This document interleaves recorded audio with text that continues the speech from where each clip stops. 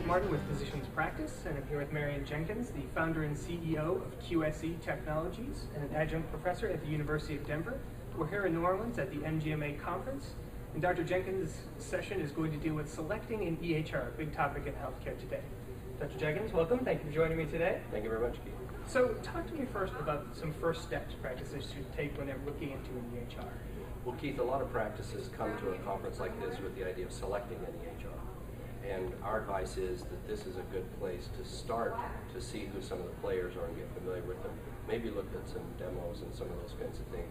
It is definitely not a place, in our opinion, to actually select an EHR at a conference like this. So if I'm practicing, I'm here at a conference like MGMA, what are some key things I should be looking for to match the right EHR to my practice? Well, you want to look for an EHR that's a big player, for example, because there are so many that they've been through a lot of they've gone through a lot of consolidation, and so you don't want one that's going to disappear in a couple of years.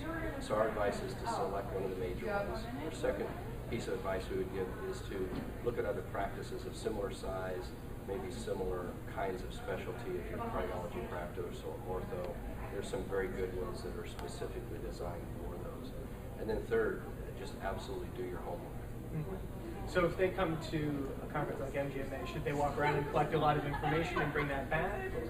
Yes, that would be, this is the best place to see a lot of vendors in a short period of time, because the demos can actually take many, many hours each, and so most practices don't have time to schedule 10 or 20 demos of 3 to 4 hours apiece. They can, in a few days, they can get a sense of what the major vendors are here, what the products are, and most of the vendors have good demo centers or good sites where they can actually, either in a group setting or one-on-one, actually show their product to prospective buyers. And you have good advice about the demo. Yeah, our advice there is don't fall in love with the demo. And what that really means is sometimes people will fall in love with the colors. Or let's say a practice has a particular problem currently with their current system. Let's say it's billing, for example. And they'll see a demo and it will do really, really well in billing. And they assume that since it does well for billing, it does well for clinical, does well for appointment scheduling, and so they tend to fall in love with the feature that they're most looking for and forget to look at all the other features. So that's why we advise them not to fall in love with the demo. And then secondly, all demos are perfect. The database is perfect, the data is clean, it's highly optimized. Obviously there aren't a lot of doctors and nurses and mid-levels and billers and everybody else on the system. It's just that one person demoing the system. They know the system top to bottom, so they can race through it and show you every feature. And so the demo is really, it's almost like test driving a car. Pretty much all cars test drive, pretty well. So you need to make sure that you spend a little time with it and talk to some people who are actually using the production system.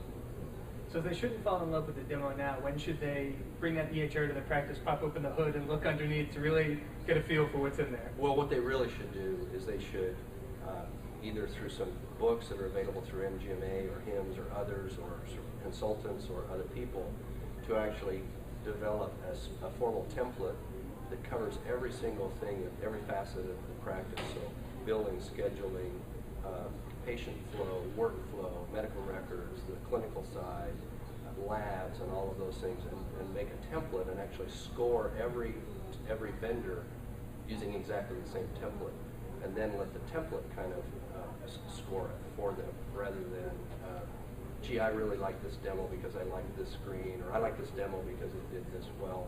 Actually do it in a very formalized method. And when should they actually touch the product themselves? Is it a good thing to do here at a conference, or wait for a personal appointment with a vendor? No, they should know. Virtually all the vendors have the live product or a version of the live product here, so no, they should actually look at it and see if there's things that either rule that system either in or out for their consideration. Because there are not all 200 or so EHR vendors are here, but there are about 200 EHR systems out there. And so the good 30 or 40 or 50 of them are here. They could narrow it down to 10 here, look at all those systems, maybe narrow it down to 5 or 6 to then do more of a deep dive.